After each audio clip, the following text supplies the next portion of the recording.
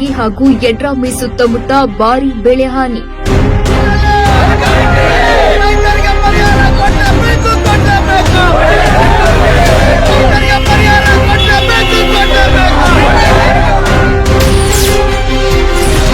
ತಕ್ಷಣ ಪರಿಹಾರಕ್ಕೆ ಆಗ್ರಹಿಸಿ ಜೇವರ್ಗಿಯಲ್ಲಿ ಅನ್ನದಾತರ ಪ್ರತಿಭಟನೆ.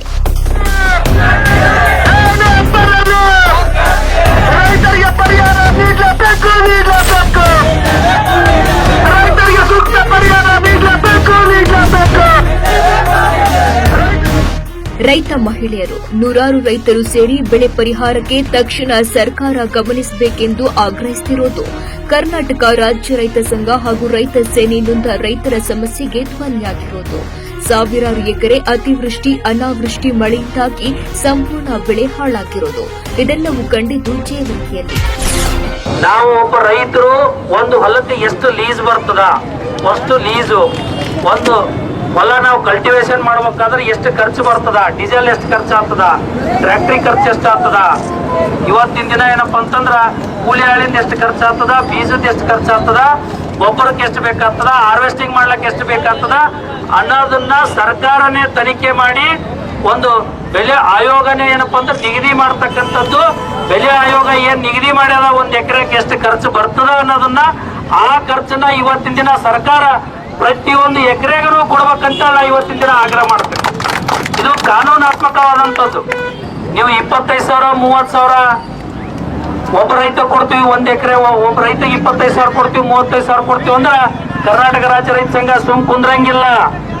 ಇವತ್ತಿನ ದಿನ ಕಾನೂನಾತ್ಮಕವಾದಂತ ಹೋರಾಟ ಮಾಡಿ ಸರ್ಕಾರಕ್ಕೆ ಮಸಿ ಬಡ್ತಕ್ಕಂತ ಕೆಲಸ ನಾವು ಮುಂದಿನ ದಿನದಾಗ ಮಾಡ್ತೀವಿ ಅನ್ನೋ ಮಾತನ್ನ ಈ ಸಂದರ್ಭದಾಗ ಎಚ್ಚರಿಕೆ ಗಂಟಲು ಕೊಡ್ತಾ ಇದ್ದೀವಿ. ಜೇವರ್ಗಿ ಹಾಗೂ ಯಡ್ರಾಮಿ ತಾಲೂಕಿನ ಸುತ್ತಮುತ್ತಲಿನ ಹಳ್ಳಿಗಳ ರೈತರ ಸಾವಿರಾರು ಎಕರೆ ಜಮೀನು ಅತಿವೃಷ್ಟಿ ಅನಾವೃಷ್ಟಿ ಮಳೆಯಿಂದಾಗಿ ಬೆಳೆಗಳು ಸಂಪೂರ್ಣ ಹಾಳಾಗಿವೆ. ಸರ್ಕಾರ ಕೂಡಲೇ ಎಕರೆಗೆ 25,000 ರೂಪಾಯಿ ಬೆಳೆ ಪರಿಹಾರ ನೀಡಬೇಕೆಂದು ಆಗ್ರಹಿಸಿದ್ದಾರೆ. ಇದೇ ವೇಳೆ ರಸ್ತೆ ತಡೆ ನಡೆಸಿದ್ರಿಂದ ವಾಹನಗಳು ಸಾಲುಗಟ್ಟಿ ನಿಂತಿದ್ದವು. ಸಂಚಾರ ಅಸ್ತವ್ಯಸ್ತವಾಗಿತ್ತು.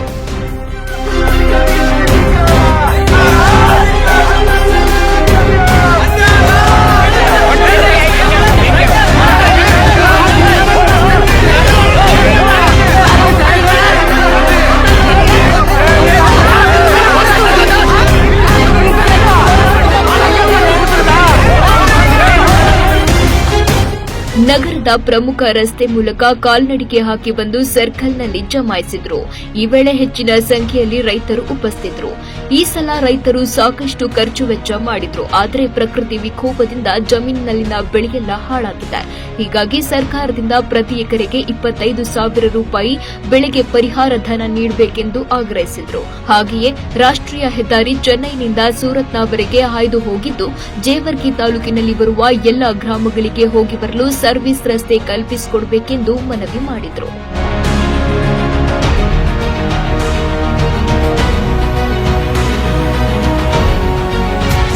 ರೈತರ ಕಣ್ಮಣಿಯಾಗಿರ್ತಕ್ಕಂಥ ಬಡವರ ಬಂಧು ಯುವಕರ ಕಣ್ಮಣಿ ಶಕ್ತಿಗೆ ಇನ್ನೊಂದು ಮಹಾನ್ ತ್ಯಾಗಿ ತಮ್ಮ ಯೌವನದಲ್ಲೇ ರೈತರಿಗಾಗಿ ಮುಡುಪಾಗಿಟ್ಟಿರ್ತಕ್ಕಂಥ ಶ್ರೀ ಕಾಂತಗೌಡ ಪಾಟೀಲ್ ರವರಿಗೆ ನನ್ನ ಮೊದಲನೇ ಅಭಿನಂದನೆಗಳನ್ನು ಸಲ್ಲಿಸಲು ಮಾತು.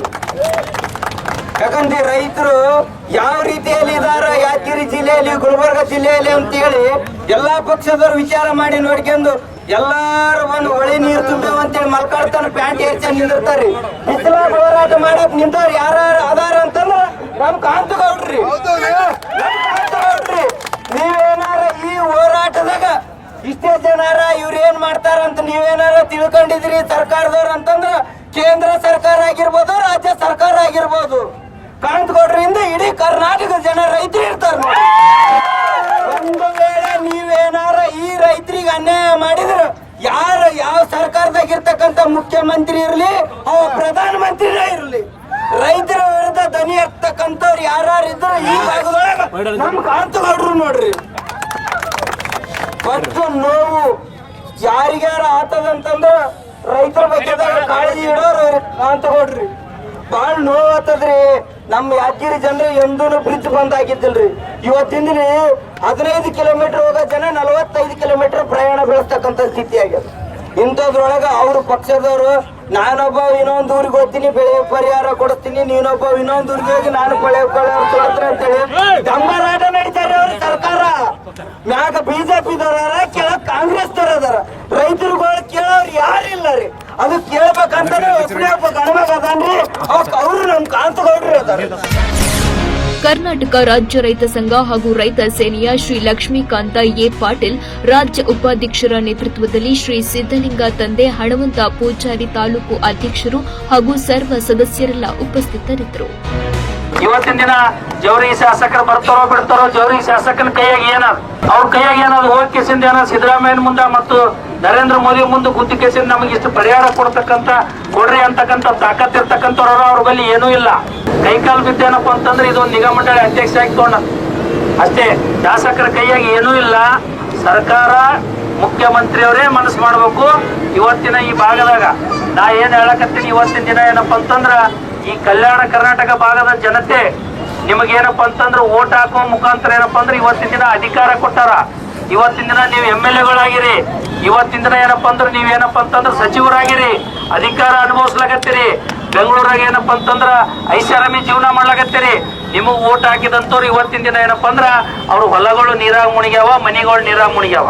ನಿಮಗ್ ಒಂದೇ ಒಂದು ಕೃತಜ್ಞತೆ ಅನ್ನೋದಿತ್ತಪ್ಪ ಅಂದ್ರ, ಮಾನವೀಯತೆ ಇತ್ತಪ್ಪ ಅಂದ್ರ, ನೀವು ಒಟ್ಟಿಗೆ ಅನ್ನನೇ ತಿಂತಿದ್ರಪ್ಪ ಅಂದ್ರ ಇವತ್ತಿನ ದಿನ ಏನಪ್ಪಾ ಅಂದ್ರೆ ನೀವೆಲ್ಲರೂ ವಿಧಾನಸೌಧ ಮುಂದೆ ಈ ಭಾಗದಾಗ ಇರ್ತಕ್ಕಂತ ಎಲ್ಲಾ ಚುನಾಯಿತ ಜನಪ್ರತಿನಿಧಿಗಳು ನೀವೇನಪ್ಪ ಅಂತಂದ್ರ ಒಟ್ಟಿಗೆ ಅನ್ನ ತಿಂತಿದ್ರಪ್ಪ ಅಂದ್ರ ವಿಧಾನಸೌಧ ಮುಂದೆ ಹೋರಾಟ ಮಾಡಿ ನಮ್ಮ ಭಾಗದಾಗ ಇರ್ತಕ್ಕಂತ ರೈತರಿಗೆ ಅನ್ಯಾಯ ಆಗ್ಯದ, ನೀವೇನಪ್ಪ ಅಂದ್ರೆ ಸೂಕ್ತವಾದಂತ ಕಾನೂನಾತ್ಮಕವಾದಂತ ಪರಿಹಾರವನ್ನ ಕೊಡ್ಬೇಕಂತೇಳಿ ಏನಪ್ಪಾ ಅಂದ್ರೆ ಮುಂದಿನ ದಿನದಾಗ ನೀವೆಲ್ಲರೂ ಹೋರಾಟ ಮಾಡಿದ್ದೇ ಆಗಿತ್ತಪ್ಪ ಅಂತಂದ್ರೆ ಇವತ್ತಿನ ದಿನ ಏನಪ್ಪಾ ಅಂದ್ರೆ ನಿಮ್ಗೆ ನಾವೆಲ್ಲ ಓಟಿನ ಒಂದು ದಾನ ಮಾಡಿದ್ದಕ್ಕೂ ನಮ್ಮ ಒಂದು ಹಂಗಿನಲ್ಲಿ ನೀವು ಬದುಕಲಾಗತ್ತಿರಲ್ಲ, ಅದು ಒಂದು ಸ್ವಲ್ಪ ಆದ್ರೂ ಮುಟ್ಟಿಸಿದಂಗ ಆಗ್ತದ ಅನ್ನೋ ಮಾತನ್ನ ನಾನು ಈ ಸಂದರ್ಭದಾಗ ಹೇಳ್ತೇನೆ. ಇವತ್ತು ಬಿಜೆಪಿಯವ್ರಿಗೆ ಬೈದ್ರೆ ಏನಾಗಲ್ಲ, ಕಾಂಗ್ರೆಸ್ ಅವ್ರಿಗೆ ಬೈದ್ರೆ ಏನಾಗಲ್ಲ, JDS ಅವ್ರಿಗೆ ಬೈದ್ರೆ ಯಾರಿಗೆ ಬೈದ್ರೆ ಏನಾಗಲ್ಲ. ಎಲ್ಲರೂ ಏನಪ್ಪ ಅಂತಂದ್ರ ರೈತರು ಇಳಿದಾಗಿದ್ದೀರಿ. ರೈತರು ಓಟ್ ಹಾಕಿ ನಿಮಗೆ ಏನಪ್ಪ ಅಂದ್ರೆ ಆರಿಸ್ತಂದ ಅಧಿಕಾರ ತಂದು ಕೊಟ್ಟಾರ. ಆ ಅಧಿಕಾರ ಅನುಭವಿಸ್ಲಾಗತ್ತೀರಿ. ಅಧಿಕಾರ ಅನುಭವಿಸಿದಕ್ಕಾರೆ ಒಂದು ಚಿಂತಿತವಾದಂತ ಒಂದು ಋಣನ ಮುಡಿಸ್ತಕ್ಕಂತ ಇವತ್ತು ಈ ಭಾಗದಾಗ ಪ್ರಬಲ ನಾಯಕರದಿರಿ. ಈ ಕಲ್ಯಾಣ ಕರ್ನಾಟಕ ಭಾಗದಾಗ ಪ್ರಬಲ ನಾಯಕರದಿರಿ. ನಿಮ್ಗ 50-60 ವರ್ಷ ಏನಪ್ಪ ಅಂತಂದ್ರೆ ಇವತ್ತಿನ ಅಧಿಕಾರ ಅನುಭವಿಸ್ಲಕ್ಕೆ ಈ ಭಾಗದ ಜನತೆ ಆಶೀರ್ವಾದ ಮಾಡ್ಯಾರ. ಅದನ್ನ ಋಣ ಮುಟ್ಟಿಸ್ತಕ್ಕಂತ ಒಂದು ಸಮಯ ಬಂದದ್ ನಿಮ್ಗ. ನೀವೇನಪ್ಪ ಅಂದ್ರೆ ಇವತ್ತಿನ ದಿನ ರೈತ ಬಹಳ ಕಂಗಾಲಾಗ್ಯಾನ. ನಾವು ಮಾತ್ರ ಬಿಡಂಗಿಲ್ಲ ನಿಮಗ.